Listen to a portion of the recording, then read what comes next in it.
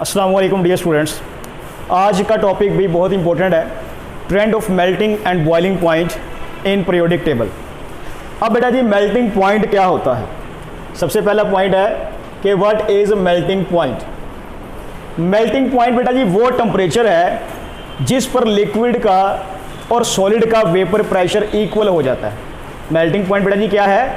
वो टेम्परेचर है जिस पर कोई सॉलिड मेल्ट होता है, या आप ये कहेंगे कि सॉलिड का और लिक्विड का मेल्ट जो वेपर प्रेशर है वो क्या होता है?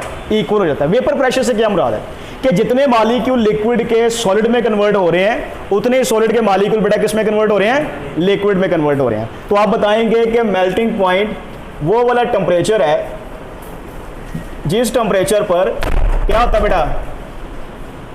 लिक्विड का वेपर प्रेशर सॉलिड के वेपर प्रेशर के क्या हो जाता है? इक्वल हो जाता है। बात की समझ लगी बेटे? मतलब इसका क्या है कि जितने मालिक्यूल लिक्विड के सॉलिड में कन्वर्ट हो रहे होते हैं उतने ही सॉलिड के मालिक्यूल किस में कन्वर्ट हो रहे हैं? लिक्विड में कन्वर्ट हो रहे होते हैं। बात की समझ लगी बेटे? मिसाल के तौर पर बेटा जी कि हमारे पास वाटर है, तो वाटर का मेल्टिंग पॉइंट बेटा जी क्या होता है? 0 डिग्री सेंटीग्रेड। ओके हो गया बेटे? मेल्टिंग पॉइंट से आपको यह पता चलता है कि जो सॉलिड है और जो लिक्विड है इनके पार्टिकल्स के दरमियान जो अट्रैक्टिव फोर्सेस हैं उनमें क्या चेंज आया है। ठीक है ना बेटे? तो यहाँ पे देखें, अगर हम बात करते हैं सॉलिड की, तो ये देखो ये हमारे पास कोई सॉलिड है। सॉलिड में बेटा जी पार्टिकल्स क्या होते हैं? क्लोज होते हैं। क्या होते हैं बेटा जी? पार्टिकल्स क्लोज होते हैं, और इनके दरमियान जो अट्रैक्टिव फोर्सेज हैं वो क्या होती हैं बेटा जी? हाई होती हैं। ठीक है, इस तरह ये पार्टिकल्स क्या होते हैं?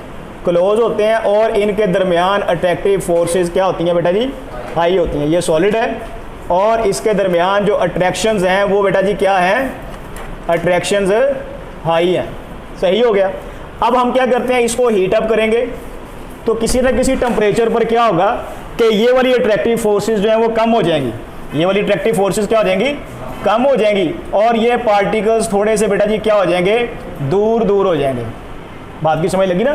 तो इसका मतलब है मेल्टिंग पॉइंट बेसिकली हमें बताता है कि how strong attractive forces are present in solid and liquid. Clear है ना? जिस सॉलिड का मेल्टिंग पॉइंट जितना ज़्यादा होगा इसका मतलब ये होगा कि उसके पार्टिकल्स के दरमियान जो अट्रैक्टिव फोर्सेस हैं वो उतने ही ज़्यादा हैं। बेटे बात की समझ लग गई है? तो यहाँ पे आपने याद रखना है कि वो वाला टेम्परेचर जिस पर लिक्विड और सॉलिड स्टेट सब्सटेंस की क्या करती है? को एग्जिस्ट करती है।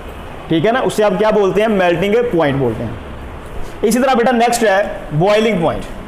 बॉइलिंग पॉइंट, तो बॉइलिंग पॉइंट बेटा जी वो टेम्परेचर है जहां पर क्या होता है? लिक्विड का वेपर प्रेशर और गैस का वेपर प्रेशर, ये बेटा जी क्या होते हैं? या आप कह सकते हैं कि वो वाला टेम्परेचर जिस पर लिक्विड का वेपर प्रेशर और एक्सटर्नल प्रेशर क्या हो जाते हैं बेटा जी? इक्वल हो जाते हैं। उसे आप क्या बोलते हैं? बॉइलिंग पॉइंट बोलते हैं। यानी कि ये वो टेम्परेचर है, temperature at which vapour pressure of liquid, यानी कि लिक्विड का वेपर प्रेशर VP लिख रहा हूं साथ, वो बेटा जी इक्वल हो जाता है किसके? एक्सटर्नल प्रेशर के। किसके? एक्सटर्नल प्रेशर के। ठीक हो गया बेटे? अब वाटर का जो बॉइलिंग पॉइंट है बेटे वो कितना होता है? 100 डिग्री सेंटीग्रेड। इस टेम्परेचर पर बेसिकली होता क्या है कि लिक्विड की स्टेट, जितने मालिक्यूल लिक्विड के कन्वर्ट हो रहे होते हैं गैस में, उतने गैस के मालिक्यूल किस में कन्वर्ट हो रहे हैं? लिक्विड में। सही है ना बेटे? तो अगर टेम्परेचर मेंटेन रखेगा तो ये दोनों स्टेट्स क्या करेंगी? को एग्जिस्ट करेंगी। अब बेटे यहाँ पर भी आप देखें अगर, तो यहाँ पे ये हमारे पास कोई सॉलिड है, सॉलिड के लिक्विड है, ये लिक्विड के पार्टिकल्स हैं। लिक्विड के पार्टिकल्स क्या कर सकते हैं? फ्रीली मूव कर सकते हैं, लेकिन वो किसके अंदर करेंगे? सिर्फ लिक्विड के अंदर ही करेंगे। आप इसको क्या करते हैं? हीट करते हैं, तो ये किस में कन्वर्ट हो जाता है बेटा जी? गैस में या वेपर्स में। अब वेपर्स में पार्टिकल्स बेटा जी क्या हो गए हैं? दूर दूर हो गए हैं। इसका मतलब क्या है कि कोई ना कोई तो टेम्परेचर होगा जहां पर क्या है? लिक्विड के पार्टिकल्स के दरमियान जो अट्रैक्टिव फोर्सेस है उनको डिक्रीज किया जा रहा है, कम किया जा रहा है। सही है ना? ताकि वो किस में कन्वर्ट हो? वेपर्स में या गैस में कन्वर्ट हो। तो कहने का मतलब ये है कि मेल्टिंग और बॉइलिंग पॉइंट हमें ये बताता है कि सब्सटेंस में, सॉलिड स्टेट में, लिक्विड स्टेट में उनके पार्टिकल्स के दरमियान अट्रैक्टिव फोर्सेस की स्ट्रेंथ क्या है।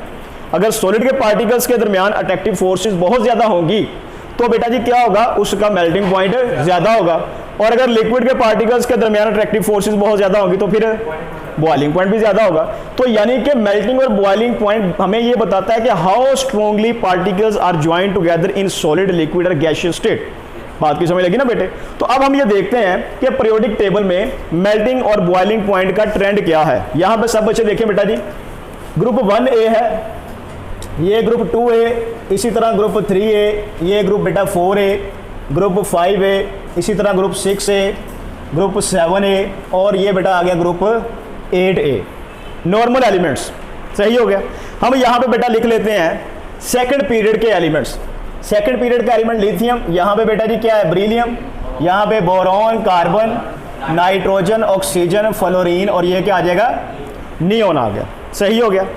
अब बेटा जी याद रखिएगा कि ग्रुप नंबर हमें बताता है कि किसी एलिमेंट के वैलेंस शेल में इलेक्ट्रॉन कितने हैं।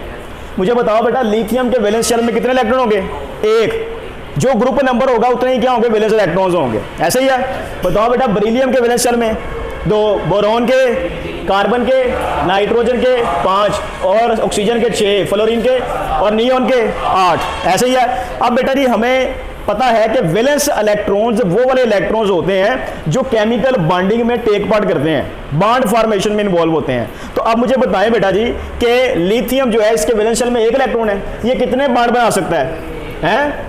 नंबर ऑफ बॉन्ड्स की अगर बात करें तो ये बेटा जी 1 बॉन्ड बनाएगा। ऐसे ही है। और बेरिलियम बेटा जी, बोरॉन, कार्बन 4।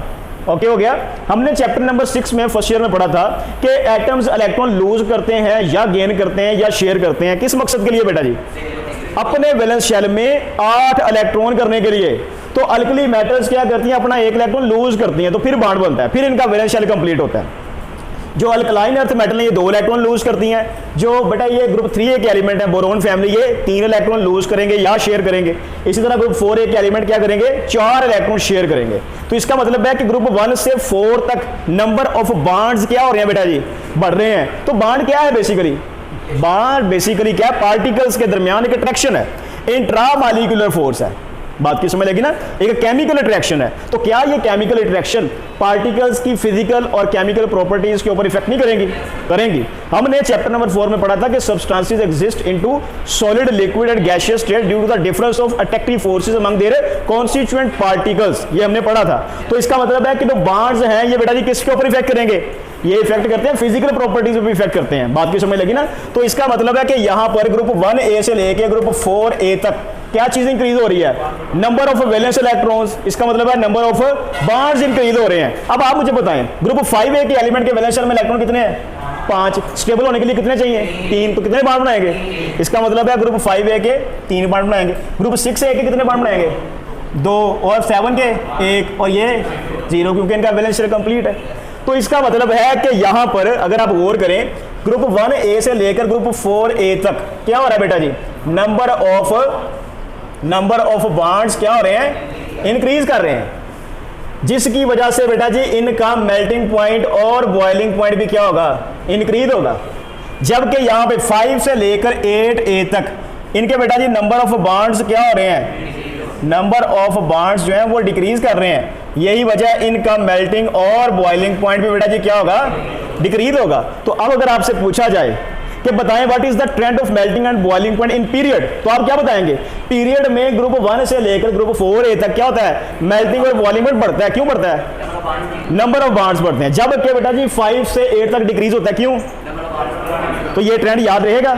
ये ट्रेंड बेटे आपने याद रखना है। इसको आप ग्राफ की शक्ल में भी शो कर सकते हैं। अब यहां पे देखें कि लिथियम का एटॉमिक नंबर क्या होता है बेटा, 3, बेरिलियम का 4, बोरोन का 5, कार्बन का 6, नाइट्रोजन का 7, ये 8 और ये 9 और ये बेटे क्या है 10। सही है। इसको आप ग्राफ की मदद से भी बेटा एक्सप्रेस कर सकते हैं। तो यहां पे देखें हमारे पास वाई एक्सिस के अलॉन्ग बेटा जी क्या है, मेल्टिंग पॉइंट या बॉइलिंग पॉइंट है, और एक्स एक्सिस के अलॉन्ग हमारे पास क्या है बेटा जी, एटॉमिक नंबर कर लें। क्या है? Atomic number. ठीक हो गया बेटे। तो यहां पे अगर आप गौर करें कि लिथियम का एटॉमिक नंबर बेटा जी क्या है, लिथियम का एटॉमिक नंबर 3, फिर उसके बाद क्या है बेटा जी, बेरिलियम 4, फिर क्या है, बोरॉन 5, फिर बेटा 6, फिर 7, फिर 8, फिर 9 और ये क्या आ जाएगा 10। ये एटॉमिक नंबर आ गया। ठीक है ना। तो अब देखिए बेटा जी ये आ गया मेल्टिंग और बॉइलिंग पॉइंट किसका, लिथियम का। उसके बाद बेटा ज़्यादा किसका होगा, बेरिलियम का। फिर ज़्यादा किसका होगा, बोरोन का, फिर सबसे ज़्यादा किसका होगा, कार्बन का। यानी कि ये ग्राफ इस तरह बनेगा। ओके हो गया। यानी कि यहाँ पे क्या आ गया बेटा, यहाँ पे आ गया लिथियम, यहाँ पे ब्रिलियम, यहाँ पे बोरोन और यहाँ पे कार्बन। तो लिथियम से कार्बन तक मेल्टिंग और बॉइलिंग पॉइंट क्या हो रहा है, इंक्रीज कर रहा है। अब उसके बाद बेटा जी यहाँ पे क्या होगा, फौरन ही जो है वो मेल्टिंग और बॉइलिंग पॉइंट कम हो गया, ठीक है। और ये कम होता होता, ठीक है, यहाँ पे ऐसी चेंज आएगी। तो यहाँ पे बेटा 7 किसका है, नाइट्रोजन। उसके बाद बेटा जी क्या है, ऑक्सीजन, फ्लोरीन और ये क्या आ गया, नियोन आ गया।